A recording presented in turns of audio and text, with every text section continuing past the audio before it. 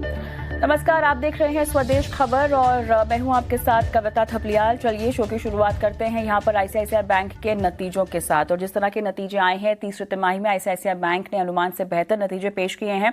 मुनाफे की बात करें, 15% की बढ़ोतरी यहां पर दर्ज हुई है। एसेट क्वालिटी की बात करें तो यहां पर स्थिरता देखने को मिली है।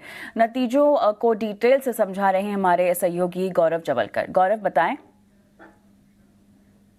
अगर हम बात करें आईसीआईसीआई बैंक के नतीजों की, तो काफी अच्छे नंबर्स हमें देखने को मिले हैं। अगर हम बात करें नेट इंटरेस्ट इनकम की, तो 9% की ग्रोथ देखने को मिली, क्योंकि कहीं पे नेट इंटरेस्ट इनकम एक्सपेंस जो था वो ज्यादा था, बट इसी के साथ साथ नेट इंटरेस्ट मार्जिन में सिर्फ 2 बेसिस पॉइंट का फॉल जो है वो देखने को मिला था, जो कि एस्टिमेट से थोड़ा अच्छा ही था।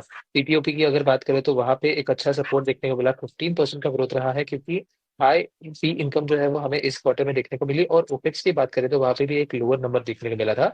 और इसी के साथ साथ प्रॉफिटेबिलिटी में भी 15% का ग्रोथ मिला, जो कि एस्टिमेट से ज्यादा था। अगर हम बात करें लोन बुक की, तो वहां पे 14% का ग्रोथ देखने को मिला, जो कि एस्टिमेट के लाइन में ही था। बट डिपॉजिट्स में कहीं पे थोड़ा एस्टिमेट से कम नंबर जो है 14% का ग्रोथ इस क्वार्टर में देखने को मिला था।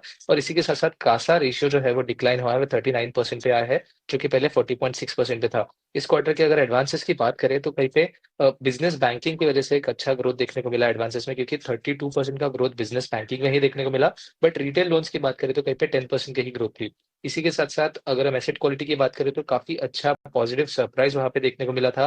ग्रॉस एनपीएस नेट एनपीएस तो स्टेबल रहे ही। इसी के साथ साथ बैंक ने कंटिजेंसी प्रोविजन था वो भी कहीं पे यूज नहीं किया है। बट इसी के साथ ग्रॉस स्लिपेजेस में हालांकि 17% का अपटिक देखने को मिला, बट क्रेडिट कॉस्ट जो है वो स्टेबल रहा है। एम्प्लॉयड क्रेडिट कॉस्ट 0.4% पे आता है। अगर हम Q3 की बात करें तो कहीं पे सीजनली वीक होता है ये क्वार्टर, बट इसके दौरान भी एक अच्छे नतीजे बैंक की तरफ से इस क्वार्टर में देखने को मिले। तो ओवरऑल अगर बात करें तो प्रॉफिटेबिलिटी में हमें बीट देखने को मिला।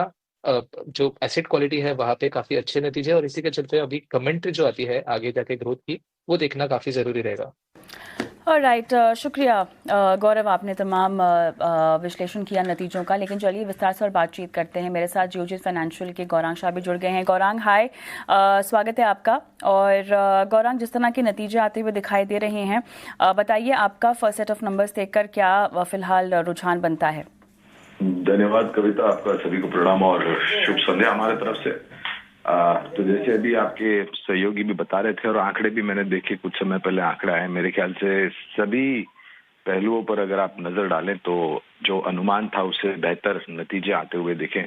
एक अच्छी बात यह है कि एडवांस और डिपॉजिट्स के जो आंकड़ा आए हैं वहां पर भी हमने एक सकारात्मक सा रुझान और सुधार के तरफ आंकड़ा आते हुए दिखा है। अनिवार्य होगा पहले तो डिस्क्लोजर देना कविता कि हमारी खरीदारी की राय रही है काफी लंबे समय से आईसीआईसीआई बैंक पर। फिलहाल अब नतीजे आज आए, लेकिन आज से पहले जो नतीजे आए थे उसको ध्यान में रखते हुए और उसका अध्ययन करते हुए हमने लक्ष्यांक करीबन 1650 के रखे थे। अब नतीजे आज आए तो मेरे ख्याल से सोमवार तक का समय आपको देना पड़ेगा। जो परिवर्तन होगा लक्ष्यांक को लेकर के वो मैं शनिवार को या अगले हफ्ते जब आपसे मुलाकात होगी और बात होगी तब नए लक्ष्यांक की मैं बात करूंगा। लेकिन हाँ, जो भी आंकड़े आए हैं अनुमान से बेहतर आए हैं। राइट, चलिए, वैसे तो सोमवार को बातचीत होने ही वाली है आपसे इस स्टॉक पर, लेकिन रिएक्शन सोमवार को मजबूत देखना चाहेंगे हम? मेरा मानना है कि वित्तीय क्षेत्र में खास करके जो निजी क्षेत्र के, हमने एचडीएफसी बैंक के भी नतीजे देखे, एक्सिस बैंक की थोड़ी बहुत निराशा थी, लेकिन आईसीआईसीआई बैंक के आंकड़े देख करके लगता है कि सोमवार को एक सकारात्मक रुझान के साथ शुरुआत होनी चाहिए। राइट, चलिए, बाकी बातें आपसे सोमवार को होगी। बहुत बहुत धन्यवाद गौरांग, आपने समय दिया और बात की नतीजों पर। धन्यवाद कविता आपका।